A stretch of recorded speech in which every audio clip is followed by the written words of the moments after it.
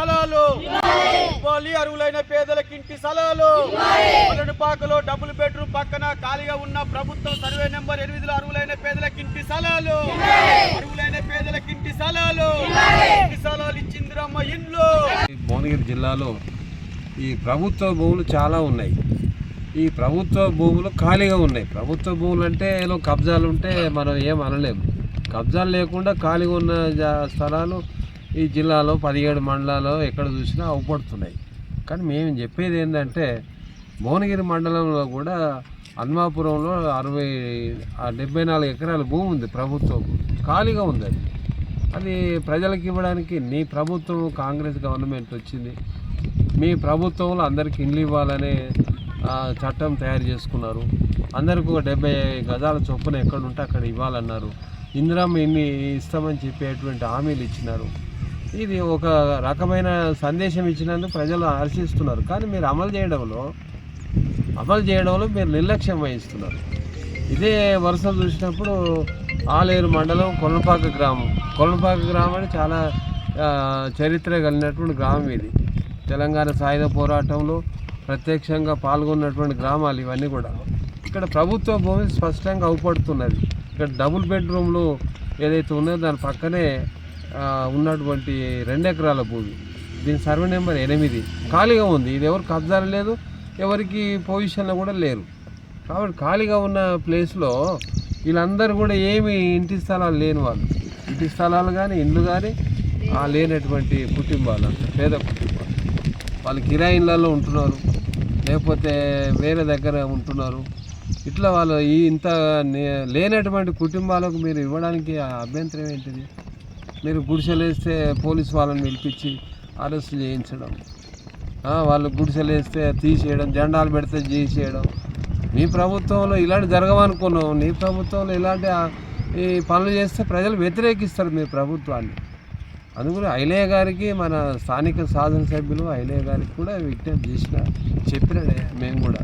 ఈ 2 ఎకరాల భూమి ఎలాంటి వివాదం లేనటువంటి 2 ఎకరాల భూమి 8వ సర్వే నెంబర్ గల భూమి కొలనపాక, అందరికీ 70 గజాల చొప్పున 80 గజాలు, 100 ఇవ్వకపోయినా 80 గజాలు ఇవ్వండి. 80 గజాలు కనుక మీరు పట్టాలు ఇస్తే వాళ్ళకి ఆర్థికంగా ఉంటే గుడిసెలు వేసుకుంటారు, రేకులు వేసుకుంటారు. మీరేమన్నా ఉపయోగపడితే ఇల్లు కట్టుకుంటారు. ఇందిరమ్మ ఇల్లు ఇస్తే ఇలా పంచాయతీ ఏముందండి? మీరు ఇచ్చేటువంటి విధానంలోనే తప్పులు ఉన్నాయి. కాబట్టి నేను స్వయంగా ఈరోజు మా వాళ్ళు ఏంటంటే చూడాలనేటువంటిది ఒక నిర్ణయం చేసి ఇక్కడ రావటం జరిగింది. కల్లారా చూస్తున్నాం, అంత ఖాళీగా ఉంది. ఇటు పక్క ఐకేపీ సెంటర్ ఉంది. ఐకేపీ సెంటర్ చాలా ప్లేస్, నాకు తెలిసి 8-9 ఎకరాలు అవపడుతున్నది అక్కడ. ఐకేపీ సెంటర్ పేరు అవసరం లేదు. మధ్యాహ్న కందకాన్ని తీసినారు ఆడ, అంటే అటు సైడ్ మీరు వెళ్ళొద్దని. కందకం యువతల ఇది ఉంది, కందకం యువతల 2 ఎకరాలు ఉంది, అవతల 7-9 ఎకరాలు అవపడుతున్నది అక్కడ. కాబట్టి వివాదం లేదు. గ్రామ ప్రజలందరూ నేను విజ్ఞప్తి ఏంటంటే కాంగ్రెస్, కమ్యూనిస్టు, బీజేపీ, ఎంపీఎల్ గ్రూపులు వీళ్ళందరి విజ్ఞప్తి ఏంటంటే దీనికి సహకరించండి. మేమేదో ఇది ఇలా ఎన్నికలు వస్తలే లేకపోతే ఓట్ల గురించి సమావేశం కాదు.